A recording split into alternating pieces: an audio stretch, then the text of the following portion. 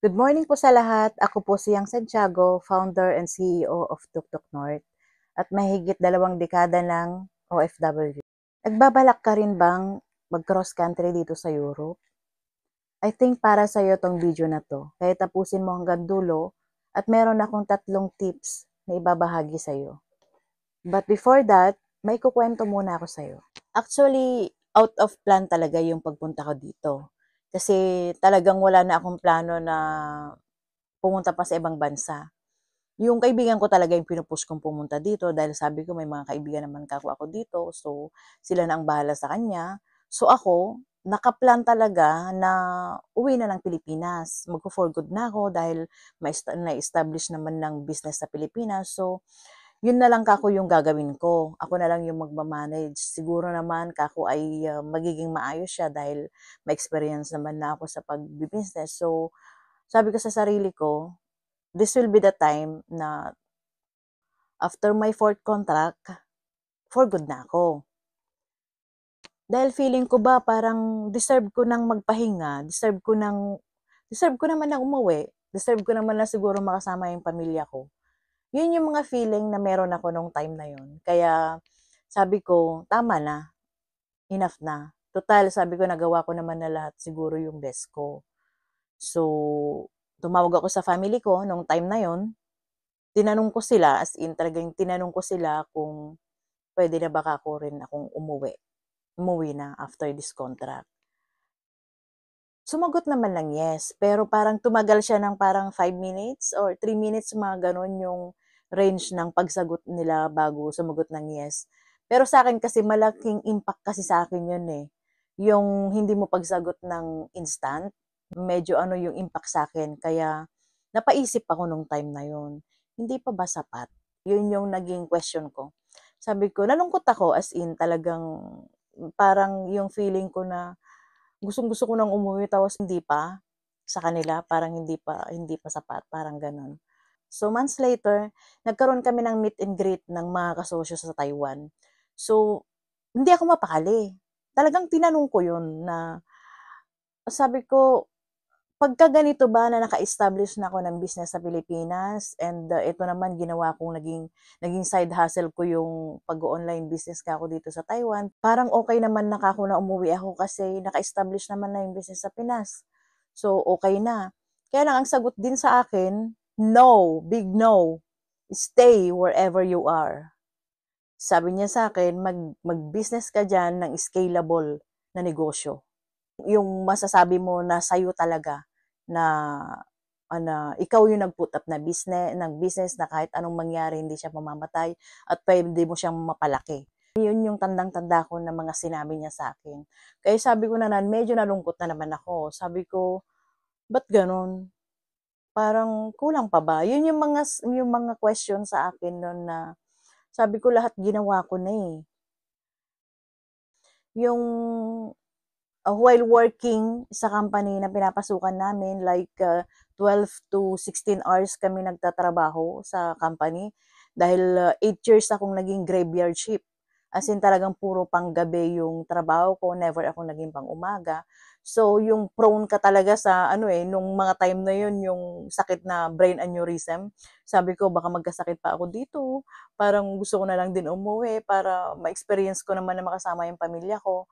Yun yung mga tumatakbo sa isip ko no'n dahil sobra yung sinagad talaga namin na from work after paglabas namin ng trabaho ng 16 hours, 12 hours to 16 hours.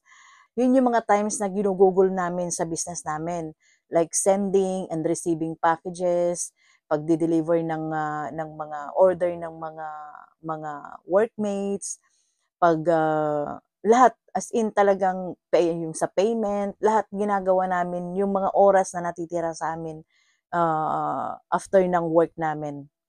So, halos parang mga 2 hours, 3 hours lang yung tulog talaga namin nung mga time na yon. Nagbunga naman yung pagsisikap namin na yon dahil dumating na kami sa time na halos hindi na namin pinapansin yung sahod namin at yun yung kinikita na namin sa online selling dahil bukod sa online selling namin meron kaming transient, meron kaming pa-tour, ano kami dun sa mga pa-tour. So, hindi rin ako sumasama kasi nanghihinayang ako dun sa kikitain. So, talagang hindi kami nag-enjoy eh. Hindi namin na-enjoy yung life ng Taiwan. Hindi namin nalibot talaga yung Taiwan. Parang Taipei, Kenting, Kaohsiung. So, we've been in Kaohsiung. Nandun yung work namin. So, yun lang yung talagang nalilibot namin. Dahil talagang nagigpit talaga kami nung time na yon dahil nga gusto namin mag for good. Kaya yung sahod namin, talagang yun yung pinut up namin dun sa business sa Pinas para ma-establish siya. Kaya medyo malungkot, sobrang lungkot nung mga panahon na yun kasi parang nasusuffocate na ako dun sa Taiwan dati, parang hindi na ako masaya. Kaya gustong-gusto ko na rin talagang umuwi. Until dumating yung time na tumawag yung kaibigan ko from here in Paris na tinanong sa akin kung kumusta yung business sa Taiwan. Sabi ko, so far okay naman kahit papano, pero medyo palasak na siya kasi sobrang dami na nag-o-online selling nung time na yon doon. As in, halos na yata naging customer ko ay mga online seller na eh. So, sabi ko parang kailangan kong gumawa ng panibago, kailangan kong may bago para maiba. Kasi parang hindi nakakayanin. Isa lang yung natatandaan kong sinabi niya sa akin. Sabi niya, mag-apply ka dito at mag-business tayo dito. Yun yung sabi niya sa akin. So, ako naman mukhang business. Once sinabi mo na mag-business tayo whatsoever, talagang pupuntahan kita. So, nung time na yon, sakto naman na pagsabi sa akin ng kaibigan ko na na-extend din daw siya ulit. So, sabi ko parang, eto ba yung calling? Kasi napaisip ako, hindi ako pwedeng umuwi whatsoever, blah, blah, blah. So, parang meron something. So, nung pagtawag niyang gano'n, pero sunod-sunod naman, parang naging positive naman lahat. So, dun ako nag-decide. Sabi ko, tara. Parang ganun lang kadali eh. Tara. So, nag-renew ako agad. And then, January, pinasa na namin yung documents namin. And then, February, March, mga ganun, dumating na yung working permit. And then, salang agad sa visa. Lumabas agad yung result ng visa ko. So, approve agad. And then, meron akong, parang 3 months, nasa 3 months siguro yung process ng papers ko. So, nag-resign ako agad, may 1 month na notice sa company. After that, mabilisan talaga. So, lipad agad ako dito, Poland. But before that, kinausap ko talaga yung kaibigan ko na wala akong planong magtrabaho sa Poland. Because sinabi niya sa akin na ganito, so yun yung talagang nasa isip ko, yun yung focus ko talaga. Wala akong ibang iniisip kundi dito sa Paris ang punta ko. At kami ay magninegosyo nga. So, sinabihan niya ako, nakausapin ko si Sir Gilbert, which is the owner, yung may-ari ng Twin Star. Shout out po Sir Gilbert of Twin Star. Thank you so much po. Sobrang bait po ninyo. I will never forget you. So, pinayagan niya ako. Pagdating ko ng Poland, hinugot nila yung papel ko and then sabi niya, you can go. So, dumiretso talaga ako dito. So, yun na, yung naging journey ko dito sa Paris ay okay, so far okay naman. But then, yung pagdating talaga sa financial, napaka-importante talaga na meron ka talagang sapat na dala. Yun yung kulang sa akin nung time na yun. As in talagang parang feeling ko kasi I can make money wherever I am, wherever I go, yung parang ganon. So, kaya kong mag-survive kahit wala akong dala or konti lang yung dala ko. So far, naging okay naman kasi kaya ko namang magbayad. Nakapagbayad naman ako ng bahay, 1 month deposit, 1 month advance, like that. So, the rest, the Navigo and the SIM card is carry naman. The struggle is kung alam mo yung allowances medyo critical. Dumating ako sa point na 5 euro na lang yung laman ng wallet ko and then they asked me na kumain, ganon. And then sinasabi ko lang I'm in diet. Alam nila yan. I'm on diet. But the truth is hindi talaga diet kasi tinitipid ko talaga yung pera ko. Pero sobrang lucky ko naman dahil may trabaho talaga agad ako nung time na yun at dahil yan dun sa kaibigan ko at sobrang thankful ako dun sa kaibigan ko na yun. And then after that, nung may mga part-times na gano'n and nagkaroon ako ng na-interview agad ako dun sa employer na mag-full-time sa akin. And then nagkaroon pa ako ng trabaho sa outside, which is I grab it. Kasi yung reason ko dun is papunta dito yung dalawang kaibigan ko. So, kailangan meron na silang, ano ba 'to, masasandalan. Kasi kung wala ako, paano sila? Kung walang-wala rin naman ako ta's wala sila, paano na? So, nung time na yon talagang pinikit ko yung sarili ko na although hindi sabi ko, "Para sa akin ba 'to?" Parang hindi pa ako ready, yung gano'n. Pero I grab it kasi kailangan kong makuha yung bahay na yon para sa kanila dahil malapit na, parating na sila, eh. So, para meron silang masandalan kahit papaano, hindi nila maranasan na wala, na yung naranasan ko na wala, eh, wala kang makapitan, wala as in. So, nung pumunta ako sa countryside, nagulat ako kasi parang big family siya, malaki siya. So, ina-expect ko na meron akong mga kasama dun na dalawa pa pero hindi nila kinuha. Nag-change mind sila so ako lang talaga yung kasama nila sa bahay na yun. Supposedly, parang 3 kaming Pinay and then merong dalawang kasama namin na ibang lahi. So, ang nangyari, hindi nila kinuha yung dalawa, so ako lang yung nagse-serve sa kanila lahat, lahat yung buong family na kung saang-saang bansa sila nanggaling ay, andun sila talaga. So, hindi mo alam kung sinong susundin mo sa kanila. At yung pagiging manyak nila sa linis, yung sobrang sobrang napakaselan, andun, eh. Andun yung part na yun na dun ako naka-encounter na parang kasi hindi ko alam, parang medyo ano ako nung time na yun kasi dun ako medyo nanibago. Parang hindi ko siya ma-absorb nung time na yun na ganito pala.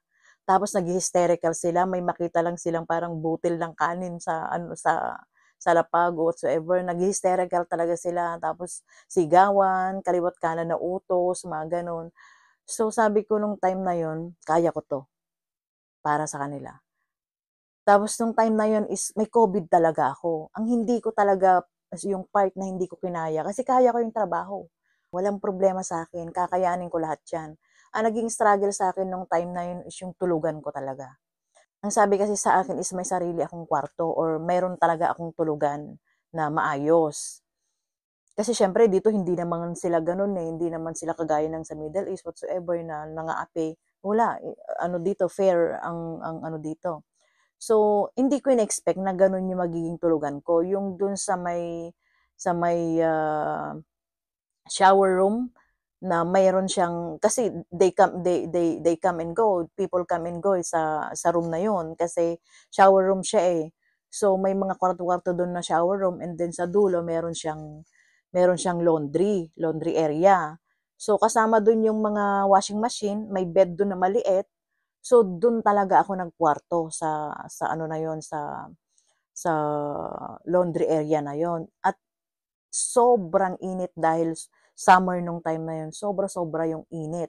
Hindi ko kinakaya kasi nung time na yun is may COVID ako. So, struggle talaga yung part na yun.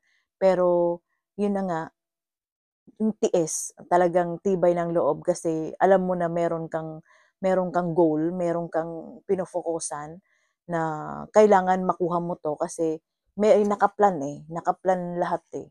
So, once na meron ka talagang goal, makakaya mo ang lahat. Yun yung para sa'kin. Kaya yung mga bago pa lang na pupunta dito or nagbabalak, yung payo ko po sa inyo, number one, kailangan may dala po kayo talagang sapat na pera. Kasi whatever happens, hindi mo naman pare-pareho yung mga pangyayari sa buhay natin.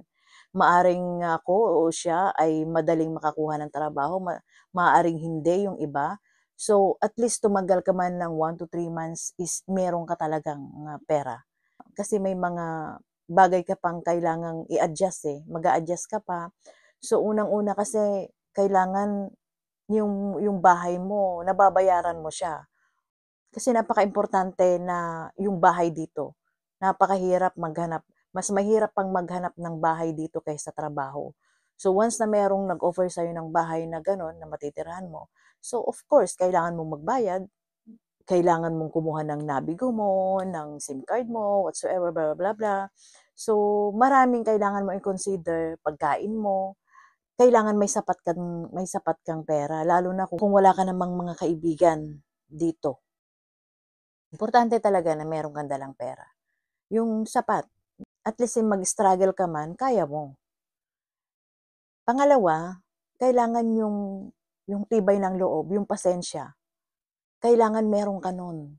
Dahil kung hindi gi-give up ka, kasi hindi pare-pareho yung mai-encounter mo dito. Merong mahirap, merong madali. Hindi pare-pareho ang mga amo. Iba yung trabaho dito. Kung ikaw masaya yung buhay mo doon, factory worker ka, hindi ka nagkukudkod ng CR, hindi mo naranasan yung mga ganong bagay, dito mag-a-adjust ka talaga. Lahat ng trabaho na pwedeng gawin, trabahuin mo. Hindi ka pwedeng maging choosy dito dahil kung hindi, wala, nganga ka. So, kailangan mong maging flexible talaga dito. Yung tibay ng loob at pasensya, napaka-importante na meron ka. And lastly, kailangan may goal ka. Dahil kung wala kang goal, para saan? 'Di ba? Hindi ka magtitiis. Kailangan alam mo kung ano yung goal na meron ka, lalo na kayong kagaya ko na medyo nagkakaedad na, mga bata-bata siguro carry bells lang. Kung gusto niyo pang mag-enjoy sa buhay niyo, then go. Sa amin na medyo nagkakaedad na ang focus namin is sa family namin, meron talaga kaming pino-focusan, may goal kami na kailangang gawin. Kailangan dito kami, hindi kami puwedeng kumaliwa o kumanan, straight lang. Kailangan yung goal mo, kung yung goal mo ay, kailangan mong maitayo yung ganito, kailangan mong magkanegosyo dito, para someday makuha mo yung family mo, that's your goal, 'di ba? Kasi dito maraming temptation. Hindi lang temptation sa kung ano man, temptation pagdating sa waldas, pagwawaldasan mo ng pera, marami kang puwedeng bilhin, marami kang puwedeng pasyalan. Kaya napakaimportante na mag-set tayo ng goal natin. Dahil kung hindi, maliligaw ka talaga. Ako kasi meron talaga akong goal na sinet pagpunta ko dito. Dahil naniniwala ako na lahat tayo merong nakalaan na plan sa atin ng Ama. Kaya never stop dreaming. Bibigay naman niya yun sa tamang panahon. Kung nakatulong sa'yo ang video na to, please like and share and comment mo na rin kung ano yung experience mo dito, kung ano yung pwede mong i-share na pwedeng maka-inspire sa mga kababayan natin. Siya nga pala, kung ikaw ay kagaya ko rin na mahilig magnegosyo at gusto ring makapagtayo dito ng business or sa ibang bansa, meron ako nga attenan na business seminar sa December 8 para sa mga business owners at sa mga nagbabalak magtayo ng negosyo dito. Pwede kang mag-join sa amin. Kung wala ka dito sa Paris, through online, pwede kang join. Ilalagay ko po sa comment yung link ng kung saan kayo magre-register para makapasok kayo dun sa seminar na binabanggit ko. Doon po ay tuturo nila kung paano yung legal way ng pagpuput up ng business dito sa France and the other part of Europe. And nandyan po yung consultant na pwede nyong tanungin at pwedeng mag-assist sa inyo para makakuha kayo ng permit ninyo sa kung ano man yung business na gusto nyong itayo dito. Napakalaking tulong po ito para sa ating mga Filipino na existing na nandito na po sa Paris dahil malaking chance po ito para sa atin. Bakit hindi natin pangarapin na maging kagaya din tayo ng mga Chinese, Vietnamese, ng mga Jewish? Bakit sila? Kaya nila. Bakit sila nagtutulong-tulungan sila? May mga community sila na bawat mga business owners na pumapasok sa mga businesses ay they support each other. Why hindi natin gawin 'yon na i-support ang bawat isa sa atin? Nakita ko lately yung gastronomic ng Franco-Sinoa, yung French Chinese, sila lang. Bakit hindi natin pangarapin na tayo naman sa susunod, mga Filipino yung nakalagay doon?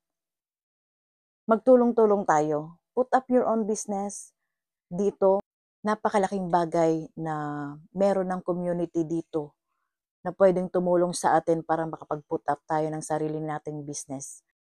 At someday maging kagaya din tayo ng mga Chinese, mga Jewish na may community. Kaya sila ganyan ka-successful dahil sila ay nagtutulong-tulong, nagsusuportahan sa bawat isa. Gawin din natin na tayo, ganun din yung maging mindset natin. Huwag tayong magilahan pababa, magilahan tayo pataas. Kaya please check nyo yung link sa comment section and join us. Thank you! Bye! Abianto!